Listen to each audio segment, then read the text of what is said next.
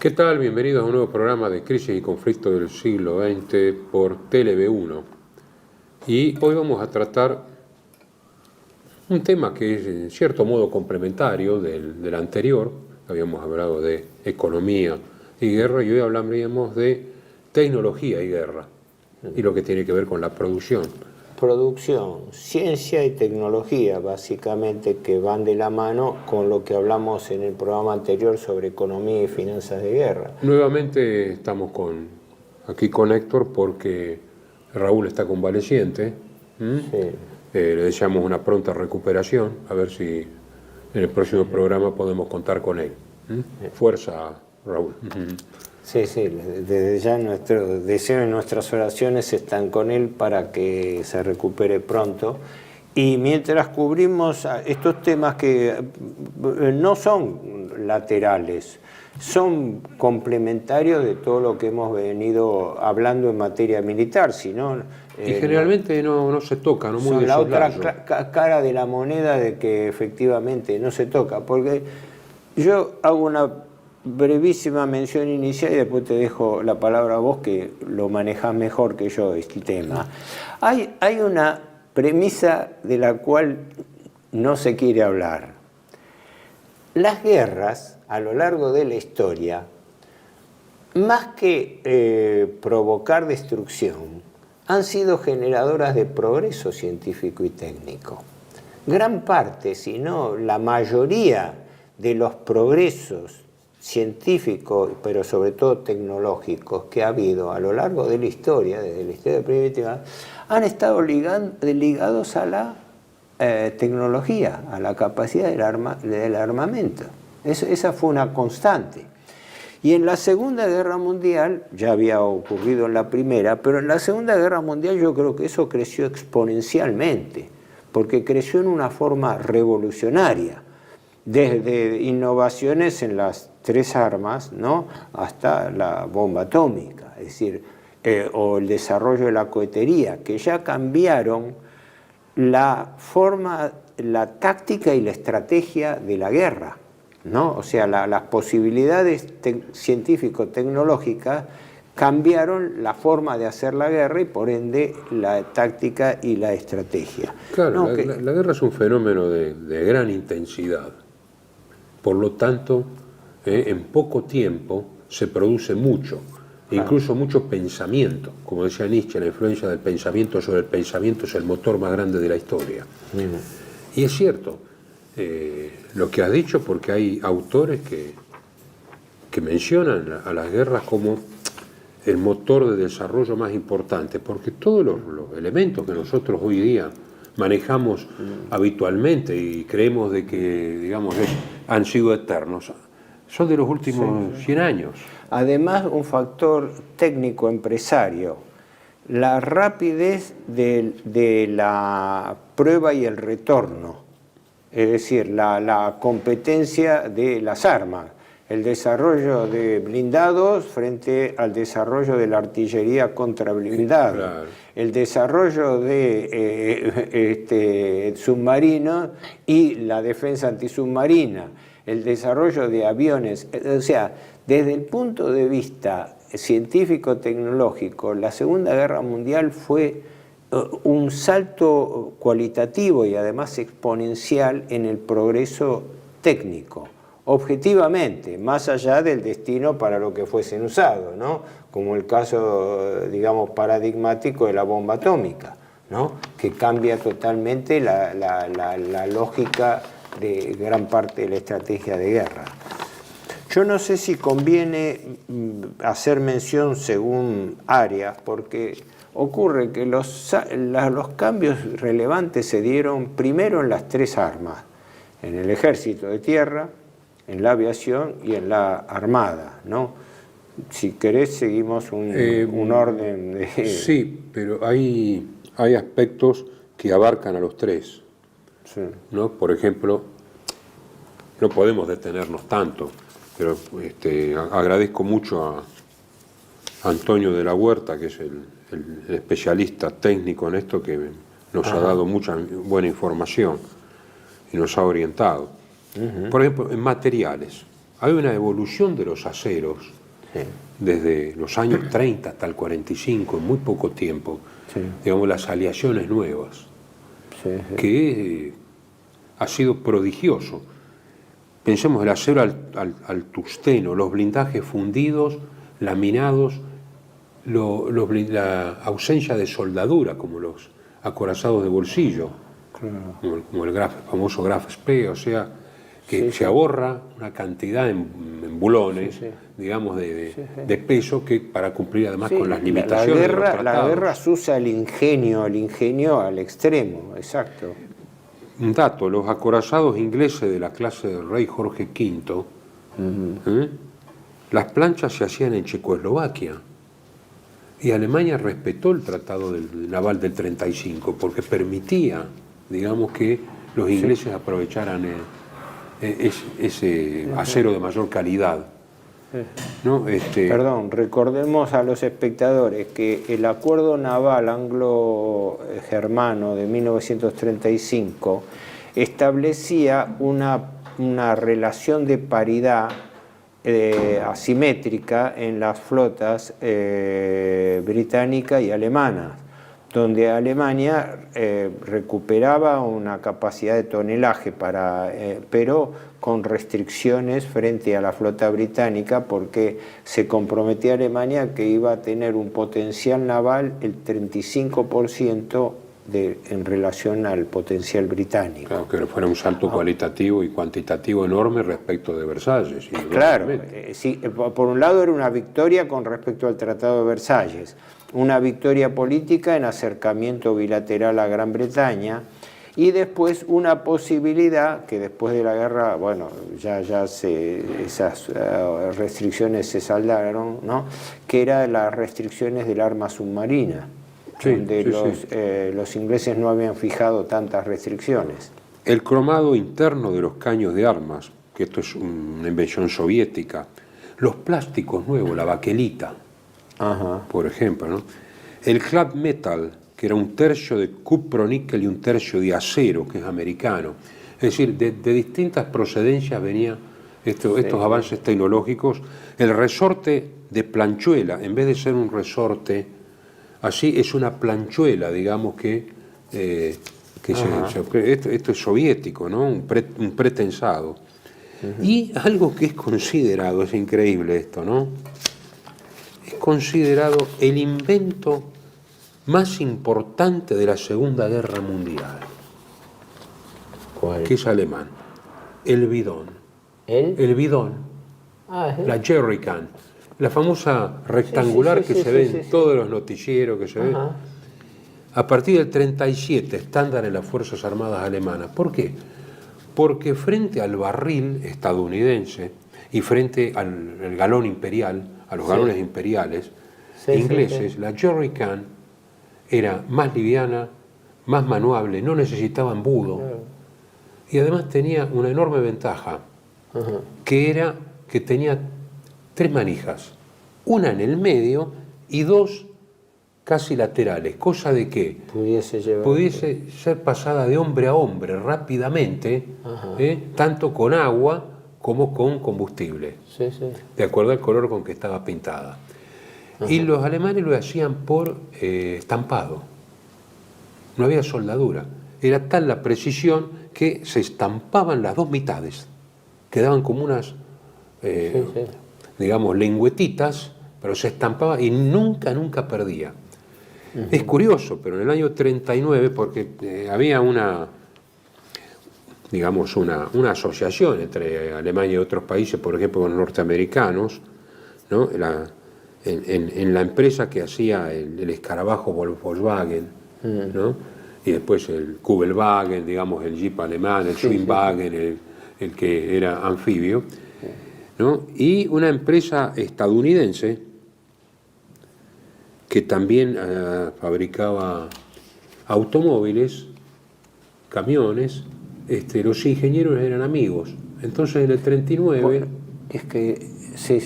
hicieron un viaje a Calcuta por tierra, antes de la guerra, antes del estallido de la guerra, en donde el ingeniero norteamericano vio lo maniobrable que era, lo manuable, que era este Jerry Kahn, que el alemán había tomado, el ingeniero Müller, un gran inventor, había tomado del aeropuerto de Tempelhof en Berlín 3 de estos y vio que servían para agua, unos, otros, era rapidísimo el recambio de todo esto, sin embudo, porque tenía un pico vertedor.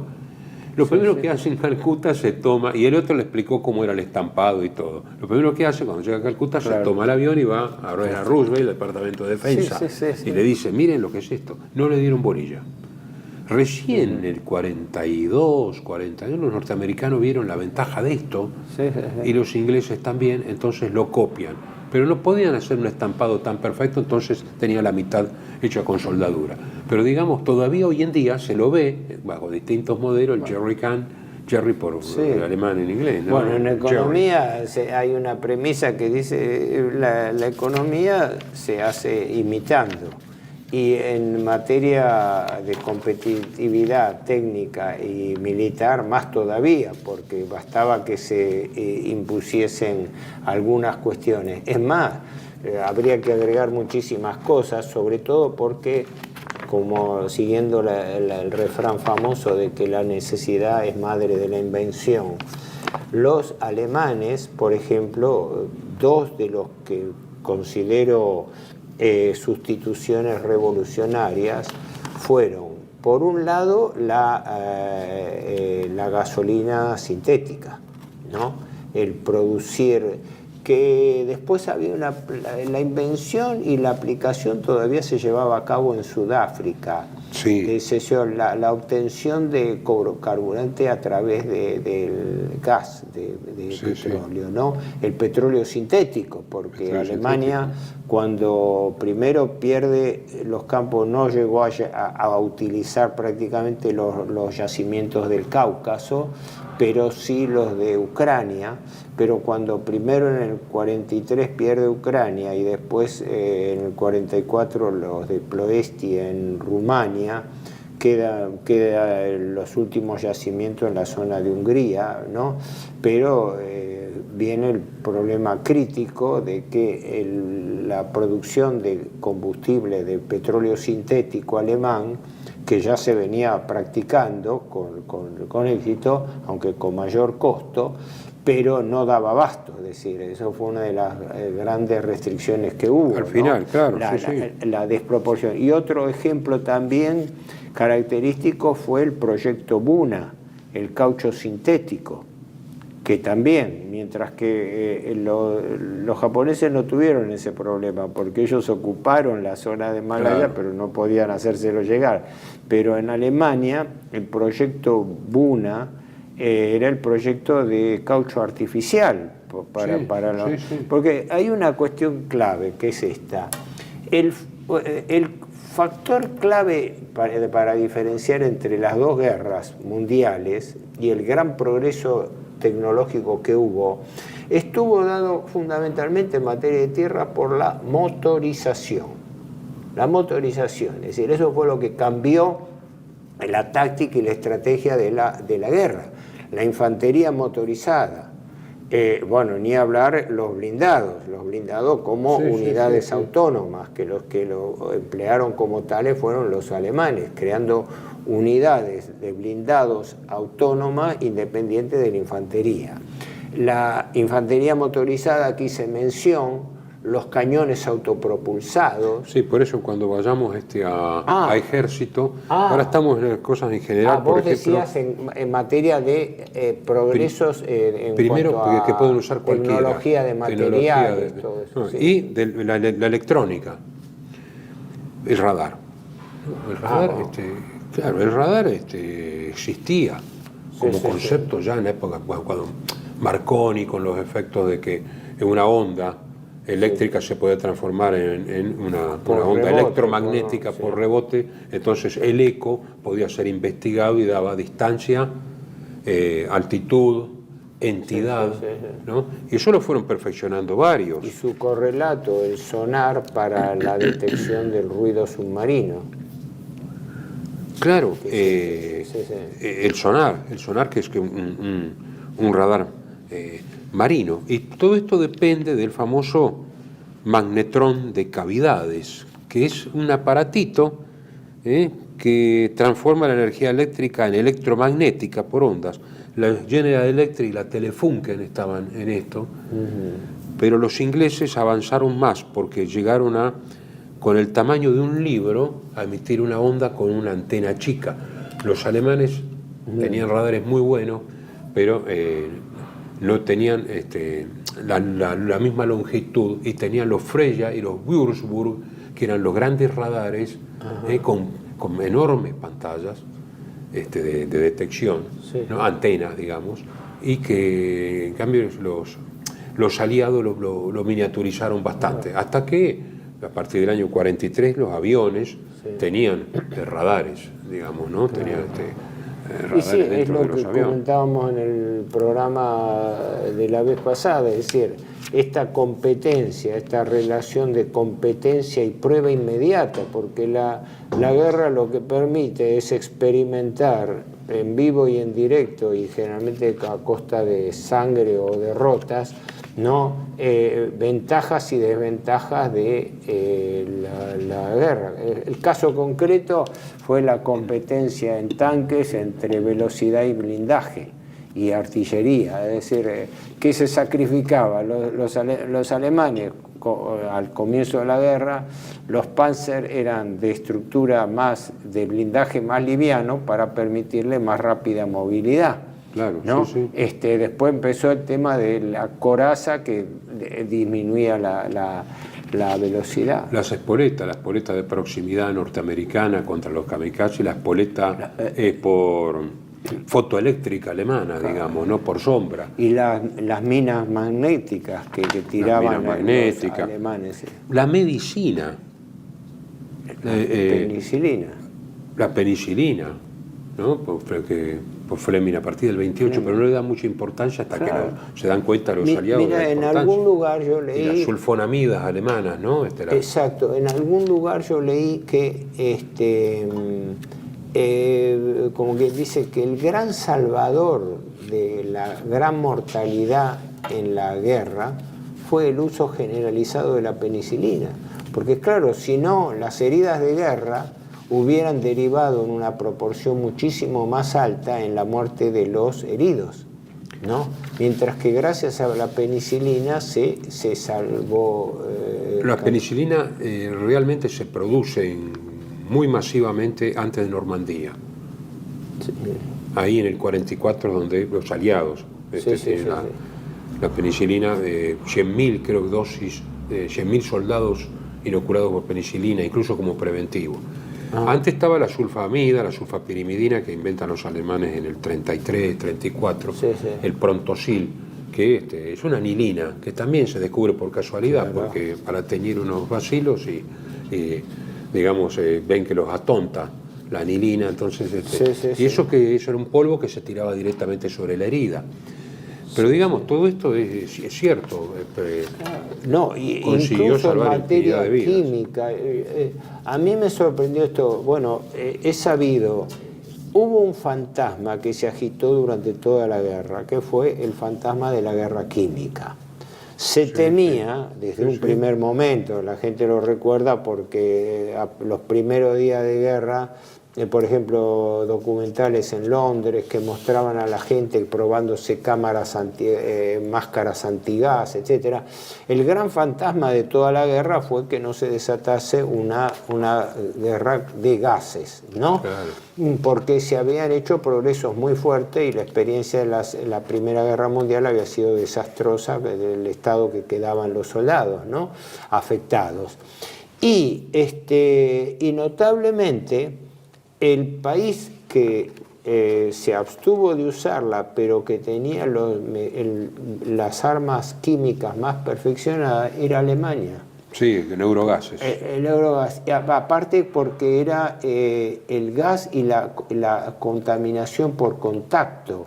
Era una especie de lo que llamaríamos hoy spray, o sea, gotitas pequeñas, es decir, se difuminaba el ambiente de tal manera que aunque las gotitas cayesen sobre la ropa, no pudiesen contagiar veneno a la piel y Sí, consecuentemente, o sea, los progresos que en el único caso que se temió fue en el frente ruso, que hubo una sonada denuncia durante la guerra por las convenciones de Ginebra, donde Alemania acusó a comisarios soviéticos, que era cierto, que habían contaminado con bacilos agua de estanques, donde podía tomar la gente y los animales, ¿no?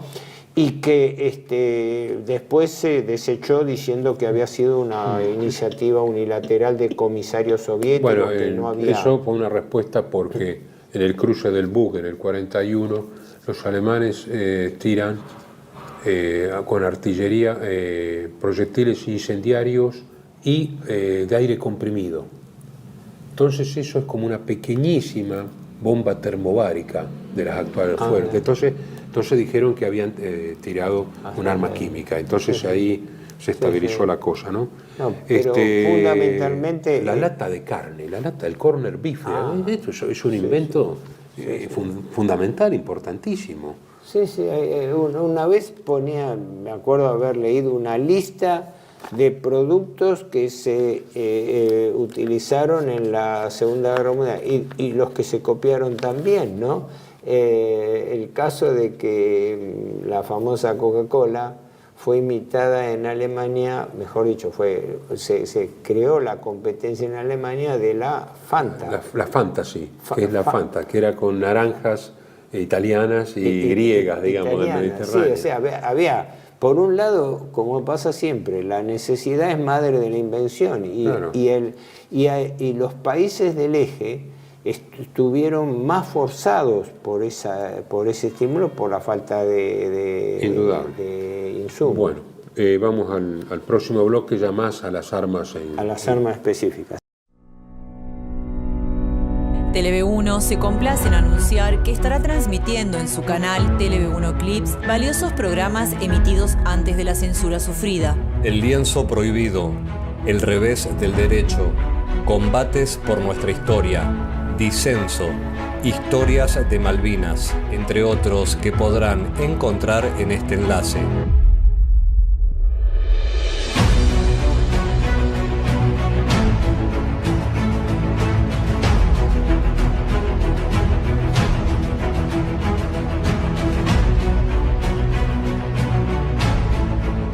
Agradecemos su aprovechamiento y difusión. Bienvenidos a CEPA, Centro de Estudios del Pensamiento Americano. Nuevo sitio web de cursos de formación en política, filosofía, historia, literatura, geopolítica, religión, psicología y más. Cursos de formación que reflejan el verdadero pensamiento americano. Lo invitamos a elegir el curso de su agrado ingresando en www.cepa.la.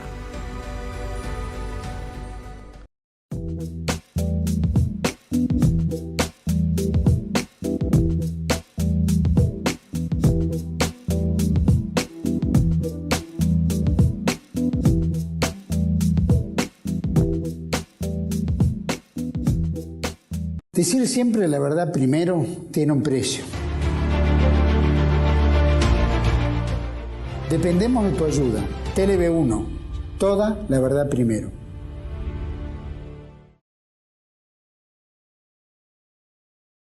Bueno, los adelantos en materia naval, las minas magnéticas y acústicas, que se adhieren, digamos, ordenémonos, claro. Minas navales. Tenemos, ¿no? Así como tenemos 3 armas, tenemos 3 grandes capítulos donde hubo cambios revolucionarios, efectivamente. Uno de ellos fue en el plano naval, sí. La mina magnética, claro. que se acerca por magnetismo, y la acústica, que es tanto el torpedo acústico como una mina acústica por el sonido de las hélices de los barcos. El torpedo acústica, tanto lanzado por aviones en realidad, como por por ejemplo, las minas magnéticas fueron inventadas por los alemanes. Pero ¿qué ocurre? La captura sufrir la experiencia, inmediatamente hacía que las réplicas se hiciesen el enemigo, o sea, era recíproca la cosa. Apenas se descubrían ventajas técnicas en algo, se copiaban y se adaptaban a los modelos. La automatización de cañones navales ante la necesidad, sobre todo de los ataques kamikaze, de que ya la carga no era, digamos, por personas, y guiados por radar como, digamos, como experimento. El submarino tipo 21 alemán, que era aerodinámico y era muy difícil de detectar. El submarino eléctrico. Y el último modelo aerodinámico con el snorkel para cargar sin emerger. Ahora, vos fíjate eso, aunque eso, bueno, lo tenía para las conclusiones, pero que es importante, la cronología de esos desarrollos, porque en realidad está prácticamente probado, y esa era la gran esperanza alemana y de Hitler, que las nuevas armas, las llamadas armas secretas, pudiesen torcer el destino de la guerra, que no eran una fantasía, sino era una realidad, pero no podían... Lo que pasa es que generalmente el problema es de producción. Llega tarde o no se puede producir. Acá el avión Pulki del año 53 era uno de los... Era muy avanzado, pero no teníamos turbina, la turbina era inglesa y no se podía producir en serie. O sea, a veces no se puede producir, a veces llega demasiado tarde. En Alemania llegaron muchas innovaciones demasiado tarde. Claro, fundamentalmente eso es una constante que primó. Hay un libro interesante que es de varios autores, editado por Ahar, la editorial Ahar de Barcelona, Alemania pudo vencer, donde son autores varios, son todos militares, gente que intervino, pero enfatiza en todos cómo Alemania no estaba debidamente preparada al comienzo de la guerra. Por ejemplo, el plan de construcciones navales. El plan de construcciones navales de superficie alemana, que hubiera podido rivalizar con la flota británica, pero necesitaba 4 años más. Necesitaba 4 años hasta el año 43-44, ¿no? La producción de submarinos recién se encaró en gran escala iniciada la guerra. Y así sucesivamente una serie de desarrollos industriales que fueron producidos tardíamente como para cambiar el curso de la guerra, como el avión a reacción, el Messerschmitt. Sí, ahora cuando hablemos brevemente de nada, el cristal naval japonés para combate nocturno. Un cristal especial para amplificar. Por eso los japoneses eran tan buenos en combate nocturno, además de los torpedos a larga distancia. Bueno, todo la necesidad que tiene es lo que produce la innovación. Bueno, ¿no? y los torpedos, vos mencionaste el perfeccionamiento de los torpedos, ¿no? También torpedos con cabeza magnética, creo, ¿no? Los sistemas de hélice, cuando uno entra a curiosear, por así decirlo, a analizar en detalle, se da cuenta hasta la minuciosidad, lo que vos comentabas, el tipo de soldadura, el tipo de detalles, hasta de atornillado y de la forma de elaborarlo. La banda magnética en los grandes barcos alemanes, como el acorazado Bismarck y todo, que era para que no se pegaran, para que no se acercaran minas magnéticas. Y eso Rassenach, que era un capitán del Graf Spee, que era muy amigo de Pablo Boggio. Yo lo conocía, vivía en La Falda. Vivía en La Falda, una vez estuve con él y contó que su padre había sido el diseñador de esta banda magnética. ¿No? Muy interesante. Ya yendo a otra arma, que es el ejército. En materia naval, permitime, yo tenía anotado como principales progresos, uno de orden táctico estratégico. La introducción del portaaviones en sí. Es decir, la aviación embarcada, que fue, en el caso del Pacífico, fue determinante en la victoria del Pacífico. Y por ende, el fin de los acorazados, porque ya los acorazados perdían su razón de ser en relación a los destructores, a las unidades militares de menor tonelaje. No hablemos de la perfección de la artillería naval y todo eso, donde la munición también perforante. La munición norteamericana era demoledora con sus... creo que los acorazados eran utilizados como artillería... sobre todo los más viejos, claro los como viejos. Plataformas artilleras con navegantes, claro. 3 niveles de torre, o sea, Claro, 9 bocas de disparo. Las minas y el sonar, por un lado. Después, el desarrollo que hicieron los alemanes muy inteligente de los acorazados de bolsillo. Claro, es decir, para burlar las restricciones, primero de Versalles y después del mismo acuerdo anglo-germano del 35, es decir, en un buque de menor tonelaje, cargarle una artillería comparable a la de un acorazado normal. Materia de torpedos, o sea, sí, lo que habíamos dicho recién, los acústicos. Pero creo que lo verdaderamente... Yendo al ejército, la artillería, ¿no? Tanto antitanque como antiaérea, ligera, media y pesada. Por ejemplo, la artillería antiaérea con espoleta barométrica, o sea, a determinada altura, hacer las explosiones, ¿no? Eso se graduaba. Se graduaba, a la altura lo tenían todos, ¿no? Y después ese gusto alemán por lo espectacular, que a veces resulta bien y a veces porque está muy ligado a la propaganda. Los enormes cañones tipo Dora, de 800 milímetros de calibre, el Thor, el mortero, y el cañón Dora, que tenía un tubo de 36 metros largo y arrojaba a 40 kilómetros un proyectil de 7 toneladas, que aunque no tuviera cabeza explosiva, caer 7 toneladas sobre un lugar. Aunque eso fue desarrollado para los casos de sitio, como fue el caso de Sebastopol. Claro. De todos modos, con 2 disparos por hora, era un poco como el famoso cañón Berta de la Primera Guerra, que alcanzaba París a 100 kilómetros, pero después de 5 disparos había que cambiar. Bueno, o sea, era más propaganda que lo que realmente era efectivo, porque eran mastodontes. Eran monstruos. Eran monstruos difíciles. Eran trasladados por ferrocarril. No había forma de llevar. Había algunos, el cañón de tramo seccionado con recámaras que iban acelerando el proyectil y podía llegar a Inglaterra, puesto en Calais. Sí, pero ¿qué pasa? Era fijo. Entonces la aviación lo podía destruir fácilmente. Al final no se hizo. Los vehículos, el Jeep, todoterreno, su equivalente alemán, el Kugelwagen, los vehículos anfibios. Sí.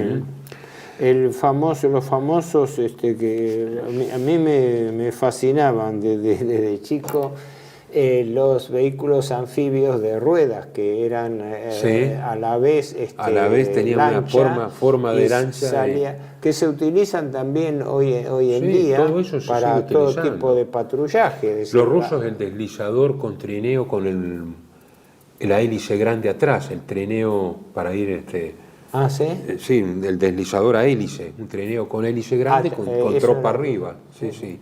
Y claro, pues el terreno también es lo que te hace innovar.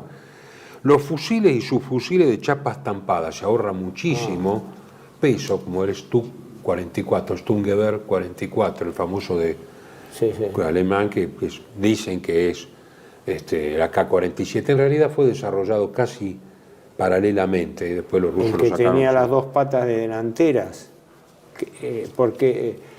No, ese del cargador banana, que sobre todo en el 44 45 lo tenían, el subfusil de asalto. Esa era la ametralladora multipropósito. Si tenía 2, era ligera. Si le ponían un trípode, era pesada, las MG-34 y 42. No, pero había un famoso fusil ametrallador que era A-42, no sé... MG-42. MG-42. Sí, esa era una ametralladora de tiro muy rápido. Era de tiro, pero claro, la gran revolución de las ametralladoras fue que la ametralladora, en la Primera Guerra Mundial en general, era fija. Claro. Y necesitaba un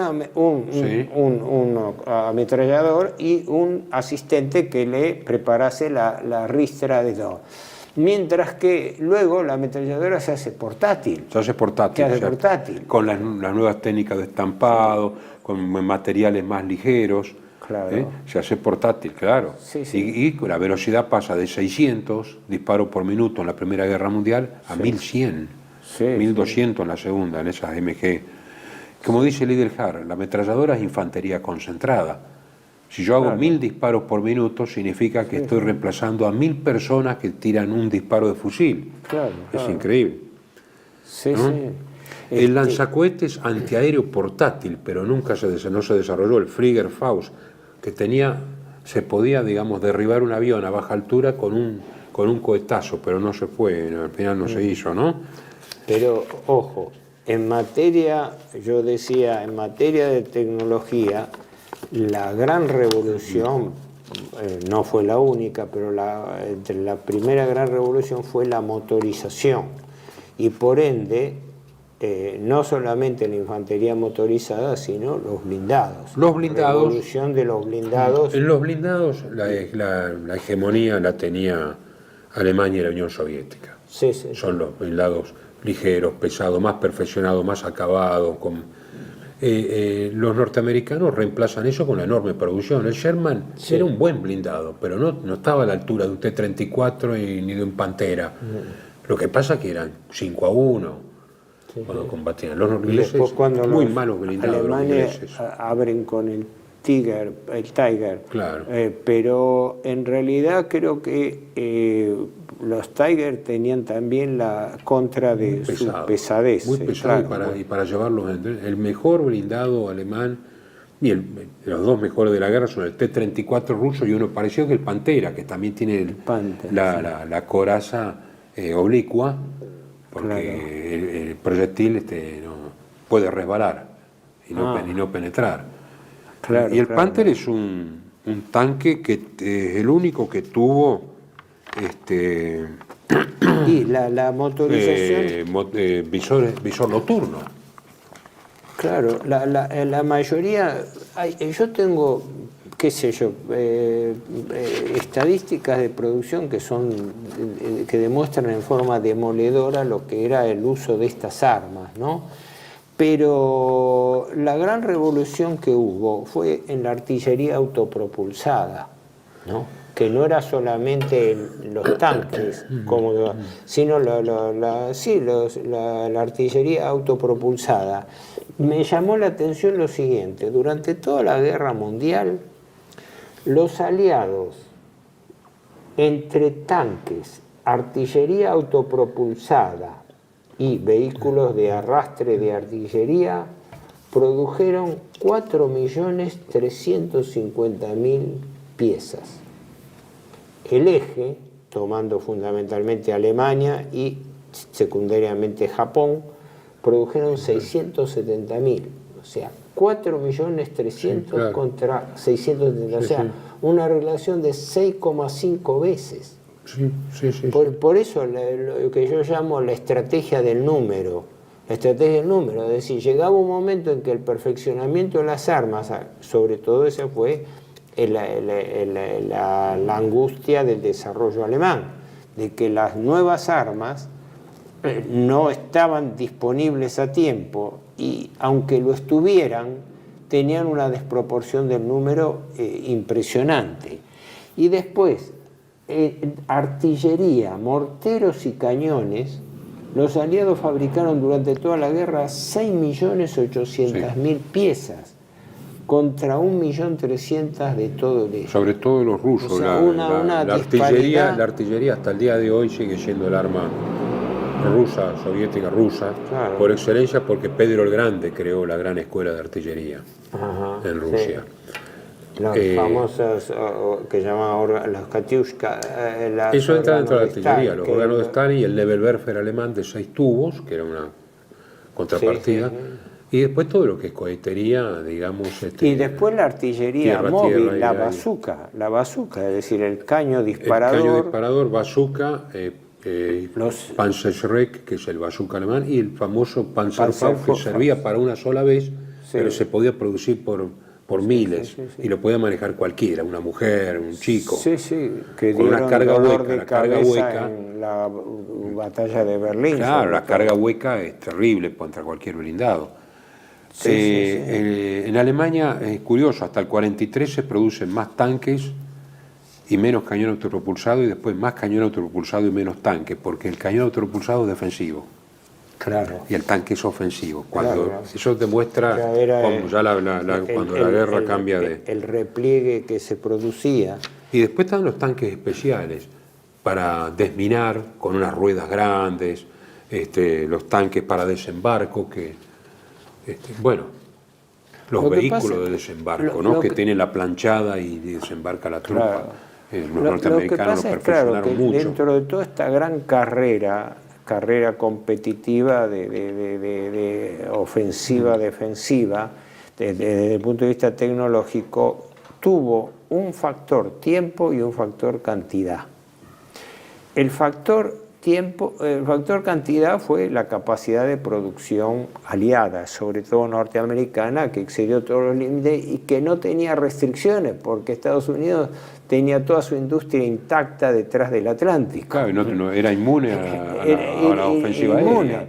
aérea. A partir del año 43 en parte, pero en el 44 ya el efecto sobre la industria alemana se hizo sentir en todo sentido, porque los norteamericanos empezaron a bombardear fábricas, lugares de combustible, refinería, todo lo que fuese eso, y ciudades. Y las redes. Y ciudades. Las redes de transporte. Que era una forma de decir matar mano de obra también, ¿no? Sí, sobre todo los ingleses, más que los Los norteamericanos, ingleses bombardearon hicieron ciudades. operativos que parecían más de ensañamiento, como Sí, sí. fue el bombardeo de Hamburgo o Dresde, que No, y fueron... en general, Sí, sí, Kassel, Colonia, es decir, la idea inglesa era quebrar la moral. claro. Sí. Habían tomado la doctrina de Dewey al pie de la letra Exacto, y en realidad se ha demostrado de que la moral no se quiebra. claro. Es Al que contrario. yo digo siempre, la teoría de Harris, que sus propios compañeros, aparte de llamarlo bombardero Harris, lo llamaban carnicero Harris. Butcher Harris. Eran sus compañeros de trabajo, porque era el bombardeo a la población civil, era una violación flagrante a la... Claro, porque a la- era como doctrina, no era porque una ciudad como Varsovia o Rotterdam estaba en la línea de frente. Sí. Era doctrina de bombardeo indiscriminado. Ellos decían que como no veían bien, digamos, de noche los objetivos, entonces había que bombardear el área en donde estaba la fábrica. Se bombardeaba la fábrica y se bombardeaba todo. No, pero reconocido por los propios aliados y los colaboradores, y creo que el propio Harris, eso estaba destinado a minar la moral alemana, Sí. pensando en que el pueblo desesperado se iba a levantar contra Hitler. Y resulta que como eso no resultó, se continuó el bombardeo precisamente porque el pueblo no se levantaba contra Hitler, para hacerlo en pocas Bueno, palabras. en Japón fue terrible también. el bombardeo. Y en Japón lo los mismo. norteamericanos aplicaron la doctrina inglesa. Es claro. Por una situación hicieron especial. lo mismo también. Claro. Ellos decían llevar, pero eso está expresamente expuesto, ¿no? De que se iba a llevar a la población japonesa, que su nivel de vida era mucho más humilde, más pobre, ¿no? A la desesperación para caer en el emperador. Pero resulta que le falló también. La gente fue fiel a sus... Porque pueblos bombardeados, incluso los que están contrarios al régimen político vigente o al gobierno, cierran filas, porque ya no es contra, siempre se dice que es contra el gobierno, no contra el pueblo. Pero Sí, cuando sí, un sí. pueblo bombardeado, evidentemente que es contra el Sí, pueblo, entonces eran las cierra fila víctimas. con el gobierno porque dice, bueno, estoy pasando de Herodes a Pilatos. Las víctimas, Ahora sí, vamos sí. a ir justamente al plano de la aviación, el próximo bloque. Tele1 se complace en anunciar que estará transmitiendo en su canal Tele1 Clips valiosos programas emitidos antes de la censura sufrida. El lienzo prohibido, el revés del derecho, combates por nuestra historia, disenso, historias de Malvinas, entre otros que podrán encontrar en este enlace.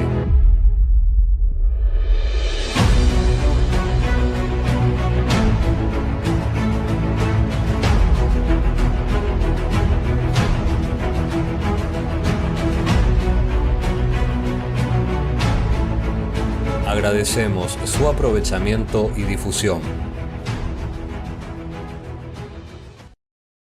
Bienvenidos a CEPA, Centro de Estudios del Pensamiento Americano. Nuevo sitio web de cursos de formación en política, filosofía, historia, literatura, geopolítica, religión, psicología y más. Cursos de formación que reflejan el verdadero pensamiento americano. Lo invitamos a elegir el curso de su agrado ingresando en www.cepa.la.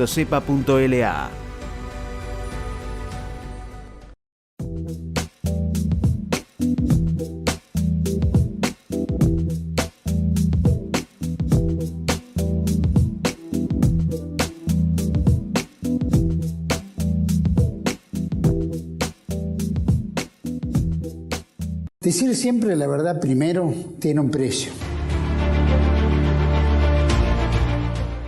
Dependemos de tu ayuda. TLV1, toda la verdad primero.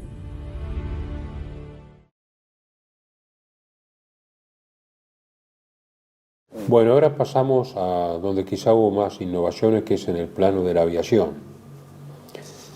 En la aviación tenemos que ver que se innovó en los aviones de bombardeo, los aviones de caza, los aviones de reconocimiento, e incluso surge el helicóptero en la Segunda Guerra Mundial. El Fletcher, el autogiro de 2 asientos con cabina cerrada, alemán. El Colibrí, en 1941, que en el centro del fuselaje tenía un motor de 160 caballos, fue el primer helicóptero de verdad, tenía 400 horas sin mantenimiento, con buena estabilidad, y la Marina se interesó enseguida porque detectaba submarinos y podía recoger algún náufrago. Y se hizo incluso una plataforma. Nosotros estamos asimilando, en realidad esto fue fundamentalmente aliado. No, el Colibrí es alemán. No. El Colibrí es alemán. Los helicópteros empiezan primero los alemanes. Antes incluso de la guerra. En el 41 ya lo perfeccionan. E incluso en el crucero ligero Colonia, Köln, hicieron una plataforma de despegue, que son todos los barcos actuales tienen helicópteros para observación. Los norteamericanos, Sikorsky, el famoso Sikorsky, que después continuó, y sobre todo en Corea se consagra el helicóptero. Claro. También en los 44 hacían aprovisionamiento en Birmania con helicópteros. O sea, ya se utilizaban. Sí. Ahora, uno de los inventos increíbles también y fáciles es la música oblicua, Reggae Music, que son un afuste diseñado para el caza nocturno de la Luftwaffe para tirar hacia arriba. O sea, en el fuselaje ponían 2 cañones de 20, a veces de 30, en lo mejor, para interceptar bombarderos. Para tirarle desde abajo. De noche funcionaba porque de día los norteamericanos estaban muy artillados, pero los ingleses en la panza, los Lancaster, los Tigre, no tenían ninguna defensa. Es más, se calcula que el 80% de las pérdidas inglesas fueron con este aparato. Lo único que se enteraban los ingleses es que le estaban tirando de abajo y que le atravesaban los europeos y se incendiaba el avión. Con una mira especial, reflex, porque se tiraba hacia arriba. Los norteamericanos desarrollaron las fortalezas volantes. Primero el B-17 y después el B-29. Para el Pacífico.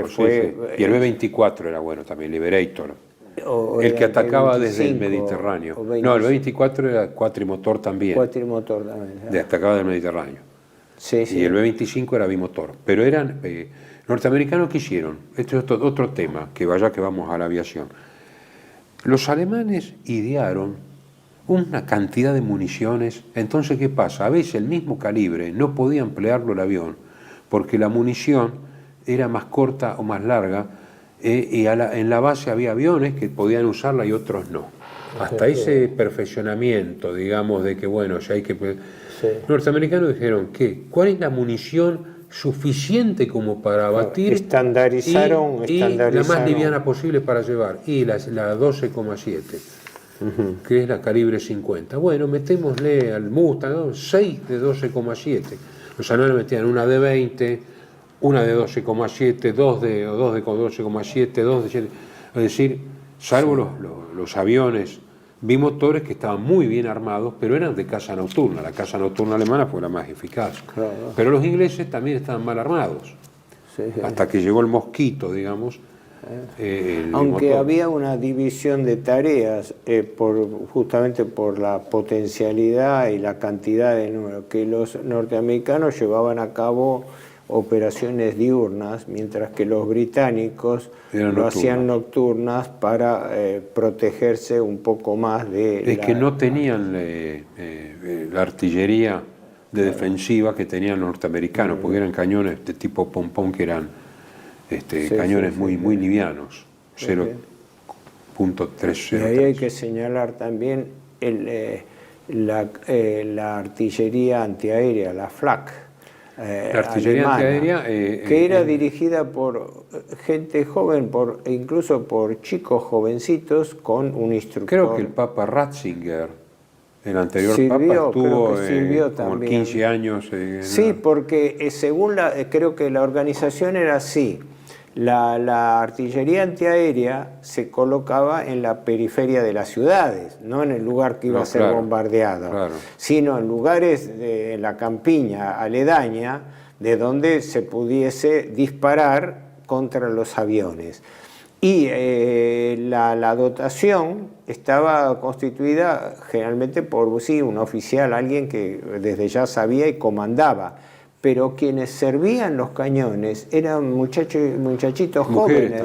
Mujeres también al final de la guerra. Y mujeres. Había de torres 15, antiaéreas en Viena, años. Berlín y Hamburgo en la ciudad, pero eran refugios para la gente que tenía la artillería antiaérea arriba. Y que tenían una alta efectividad. Según las últimas cosas que he leído, la artillería antiaérea fue más responsable que la aviación de caza de las pérdidas, sobre todo en 44-45. Yo no sé si hablaban de las postrimerías de la guerra, que no el sé último si hablaban año y medio del de guerra. 80% de las bajas aéreas anglo-norteamericanas eran producto de la artillería antiaérea. Incluso está en el libro de Atkinson, Los cañones del atardecer, se negaban las tripulaciones norteamericanas a fin del 44 a ir. Se negaban mucho, había algunos problemas, porque había que atravesar una cortina. Primero, los que iban más abajo, los cazas de escolta, eso, era la artillería hasta 20 milímetros que saturaba. Después estaban los 88 y después los de 120, grandes cañones antiaéreos. Entonces había que atravesar una retícula, como un mosquitero, digamos, un mosquitero de distintas explosiones. También comentaban que en el transcurso del viaje entre Inglaterra y, por ejemplo, Berlín, se encontraban con la sorpresa que en determinados puntos de pasaje les disparaban, porque claro, una vez identificado la dirección de los aviones, podían ser atacados en cualquier momento. Las bajas de la aviación y por ende personal aéreo británico fue particularmente de los aliados el arma que más bajas tuvo, el Bomber Command. Sí, lo que pasa es que, yendo a los números, claro, es impresionante la cantidad de aeronaves que se produjeron durante la guerra. Del bando aliado habrían sido unas 640.000 y en el eje unos 300.000, menos de la mitad. En el año 44 Alemania produce 44.000 aviones. Sí, pese a y todo. también ¿Por qué? Japón, aunque la evolución tecnológica de Japón quedó, después del Mitsubishi Zero, que tuvo varias versiones, en realidad se dice que el progreso técnico militar japonés en materia de aviación quedó estancado, y además otro factor que sufrieron en Alemania y en Japón, la capacitación de aviadores. Bueno, eso es el punto débil. No daba sobre todo la aviación naval japonesa, que egresaban 40, de 400. Entonces de eso, al principio de la guerra, era la crema de la crema mundial. Y después, ¿cómo se repone? Claro, que iban con poca capacitación. Al principio de la guerra los motores tenían 500 caballos de aviones en general. Después llegaron a 1500. Sí. Es una barbaridad. Lo que pasa, la aviación alemana también se queda un poco, pero ¿cómo lo sustituyen? Con que produce un desgaste, estamos hablando de los motores de explosión, con inyección, ¿no? Con inyección, digamos, de combustible para acelerar. Y la ignición eléctrica, por ejemplo, en vez de por percusión, los Focke-Wulf 190 tenían ignición eléctrica, entonces era rapidísima la descarga de ametralladora. Claro. Pero eran todas urgencias sobre urgencias y paliativos sobre paliativos. Sí, pero dentro de eso tuvo el gran salto cualitativo que fue los motores de reacción. Y el motor de reacción... El ejemplo básico, el Messerschmitt 262. Pero el Messerschmitt entra en operaciones, si no me equivoco, en octubre... No, poco después de Normandía, y el arado bombardero también. Los ingleses habían hecho, Whittle había hecho en la década del 30 un turborreactor, pero el tema era siempre como las palas dinámicas.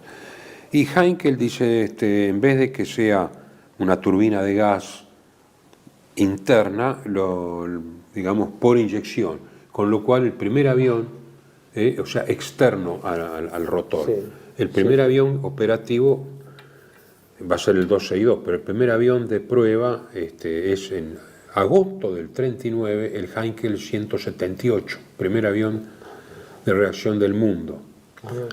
Y Varsit, el piloto, baja del avión entusiasmado, y Goering le dice, ¿qué piensa de este cajón? Pienso que en 5 años no va a haber más aviones con motor de pistón, le dice Varsit. Usted es un incorregible optimista, le dice Goering. Claro, aferrado a la vieja idea, ¿no? El avión.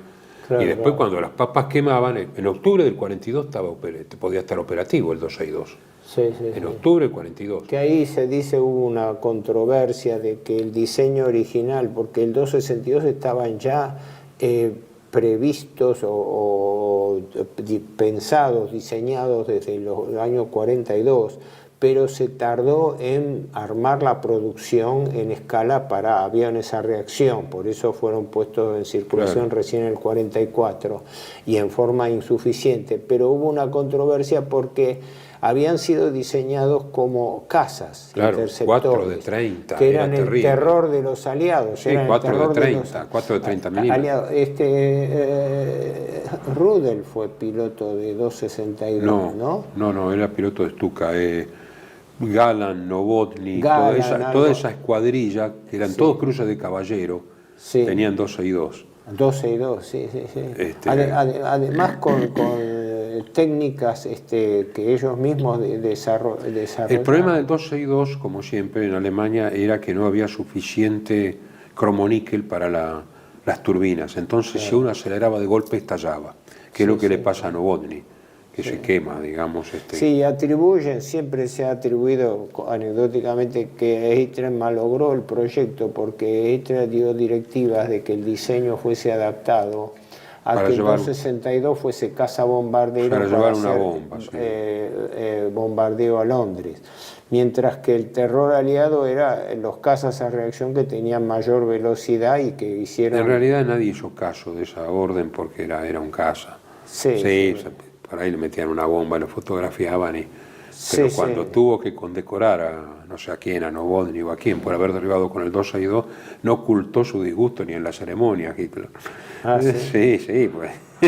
Pero, no, estas innovaciones después salió al fin de la guerra, pero no llegó a estar operativo, lo que los Meteor que hemos tenido aquí, las variantes posteriores del británico. Pero también, si no me equivoco, no sé si las siglas eran ME-163, ese era cohete, que era panzón. Era cohete, no tenía refrigeración, era un cazacohete, ese era terrible porque en cualquier momento volaba por el tipo de combustible para el cohete, se incendiaba o algo. Además aterrizaba con un esquí, porque largaba las ruedas. Despegaba, largaba las ruedas y aterrizaba con una especie de esquí. Había que ser... A mí me llamó la atención el diseño, yo digo panzón redondeado, porque después no nos olvidemos del tema Peenemünde y las armas nuevas. Vamos ahí para si vamos cerrando. La B2, la B1 que era del ejército y la B2 que era... Claro, acá una brevísima reflexión. El salto científico-tecnológico de la Segunda Guerra Mundial tuvo hitos que cambiaron a posteriori la táctica y la estrategia militar del mundo. El más importante, el más señalado, digamos así, es el de la bomba atómica. Que lo hemos hablado bastante bien, todo el desarrollo nuclear, por eso no vamos a volver. Pero lo señalamos. Pero en materia de cohetería, la Revolución Alemana, en esta materia y el perfeccionamiento en el cohete, que era el proyecto A4, que fue puesto, porque la denominación V era, por la palabra Verlenzunge, arma de represalia, arma de venganza, fue una denominación propagandística de Goebbels, ¿no? Pero el proyecto era de la serie en Peenemünde, el Centro de Investigación y Desarrollo alemán. Se habían desarrollado multiplicidad de proyectos, muchos de los cuales se perdieron porque fueron destruidos antes de que, porque eso quedaba cerca de Stettin, donde ahora es la ciudad de Stettin en el norte de Alemania, ¿no? Lo que ahora es justamente el ángulo noreste de Alemania, cerca de la frontera polaca, ¿no? Cerca del río de desembocadura del Oder. Y allí estaba este famoso centro de Peenemünde de pruebas y de experimentación donde fueron desarrolladas las armas serie A, ¿no? El A2 era la B1, la bomba voladora, que era la bomba cohete, en realidad. Mientras que el A4, que era la B2, era el cohete teledirigido. El cohete realmente, o sea, había un salto cualitativo. Por eso, uno era un avión sin piloto y el otro era directamente hacia su vuelo la estratosfera y caía. Sí, que fue la revolución hecha por von Braun, y el segundo de él, que era Thiel, un ingeniero Thiel, que muere en el bombardeo de agosto del 43. Porque cuando la inteligencia británica se anoticia de que Peenemünde podía ser un centro demasiado más avanzado de lo que se pensaba, se organizó, creo que fue en agosto del 43, un bombardeo específico. Un bombardeo específico, participaron como 600 aviones de bombardeo y se hicieron sobre todo sobre las barracas donde estaban las habitaciones de los científicos y familiares. Aunque yo creí que había sido más mortífero. Dicen que fallecieron 123 personas y resultaron heridas más de 500, porque se bombardeó un sábado a la noche que la tradición hacía que se reuniesen en las barracas, que eran como hoteles, donde había un salón. Así que fue un ataque por sorpresa muy perverso y muy mortífero. Digamos, era descabezar los proyectos. Ahí muere el segundo, el titular del centro era entonces ya von Braun, y el segundo era, creo que de apellido Thiel. Bueno, ese es el prólogo a la astronáutica. Von Braun es el de los proyectos Titán que van a... Por eso después la captura de los científicos alemanes, que también en una parte también fueron otros a la Unión Soviética y desarrollaron, o sea, sobre la misma base, la cohetería soviética, incluso los viajes espaciales. Pero el tema de la cohetería, yo creo que después de la bomba atómica, el desarrollo de la cohetería fue lo más revolucionario que hubo en materia de... Un dato interesante, ¿no? Whittle, en el año 30, con el compresor centrífugo, el alemán von Ohain, también con otro compresor, son los pioneros del turborreactor, pero también un español, el ingeniero aeronáutico catalán Leret. Leret, que creó el motor de reacción continua, el motor turbocompresor de reacción continua, pero fue fusilado en el 36 y se frustró. Si no, España hubiera podido tener un desarrollo de turbinas increíble. ¿Qué hizo su primo republicano? Por eso que lo fusilaron los nacionales, digo yo, pues si el primo republicano tomó los planos y se los pasó a los ingleses, que por eso avanzaron más en el tema del motor de reacción. Son esos datos que uno va viendo, ¿no? Bueno, claro, uno hace un balance. Mira, yo tengo algunos datos que... Hacemos el balance porque ya terminamos así. Acá terminamos, estamos en tercer bloque, ya mi Alzheimer anda. Pero se habrían producido por parte del eje, entiéndase Alemania, 45.000 misiles, ¿no? De los cuales, lo que pasa es que acá hubo un problema, ciencia y tecnología versus tiempo. En las armas secretas hubieran podido cambiar el destino de la guerra en Europa. No por forma directa, sino forzando una negociación frente a los destrozos. Pero las B-1 son introducidas a mitad del 44, sí. Y pocos meses después las B-2, sí. Que son utilizadas como sí. Represalia contra Londres, lo cual crearon... contra Amberes, porque era y Amberes también contra aeropuertos. Pero el gran dilema del eje y de Alemania fundamentalmente fue la lucha del desarrollo científico-tecnológico con el tiempo.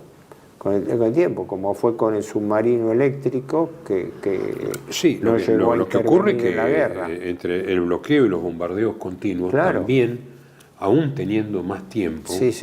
Era muy difícil producir, porque las fábricas eran todas subterráneas ya para mediados del 44. No. Como balance, digamos, de todo lo intentado decir, porque las cosas hemos hecho un resumen absoluto, está lleno de pequeña muestra de lo que hay. Es el dilema del tiempo versus la tecnología, versus la capacidad de producción. Y a veces el desarrollo tecnológico teórico no se condice con lo que en ese momento hay capacidad de producción. Por ejemplo, la hidrogenación, cuando viene el científico alemán acá a la Argentina y Perón dice que iba a hacer una nafta sintética, dice: general, usted está en la Argentina atrasada 10 años para producir las torres, ¿no es cierto?, de refinamiento sintético. Sí. O sea, la idea está, la tecnología está, pero la técnica, porque es diferente la tecnología, la técnica de producción no está. Es que en comparación, como balance de todo esto, está en que, independientemente de las cuestiones ideológicas, acá se jugaban intereses nacionales y por ende patrióticos también, ¿no? Es decir, el sacrificio que impone la inteligencia, el estar puesto full time a solucionar necesidades inmediatas, ¿no? Es decir, no una estrategia sin tiempo, sino una estrategia con tiempo y el tiempo corriendo en contra. Siempre apremia en estos casos. Creo que una de las explicaciones más importantes que hubo en el resultado terrible para el eje en la Segunda Guerra Mundial fue este desfase. Y este desfase o desfasaje era conocido en la preguerra. Por eso la Segunda Guerra Mundial fue fuertemente inducida por provocación aliada. ¿Por qué? Porque el temor era que el desarrollo alemán iba a... No pensaban que podía estar tan avanzado en ese sentido, pero que el desarrollo alemán iba a configurar un peligro existencial muy grande. Eso que decís lo dice el mayor general del ejército de Estados Unidos, Leslie Simon, en este libro, Secret Weapons of the Third Reich, Armas en el Tercer Reich, donde dice que evidentemente la capacidad tecnológica y la disciplina de trabajo alemana iban a terminar inclinando con el tiempo, que en un tiempo de paz la balanza a su favor hubiera habido otra competencia. A lo mejor se arreglaban pacíficamente, no sé, era muy verde eso porque, como decía, facturas impaga la Primera Guerra. Pero eso explica el porqué del balance un poco que estamos sacando en este ciclo de charlas, que es cómo las dos guerras mundiales fueron parte de un mismo proceso. La Segunda Guerra de 30 años, dice Hobsbawm. Es claro. Y que el objetivo básico era neutralizar cualquier poder de una potencia central europea. Es la vieja idea inglesa. Sí.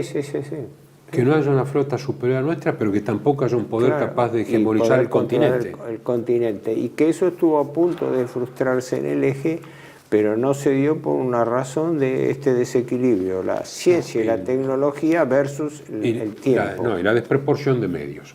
Bueno, hasta la próxima reunión.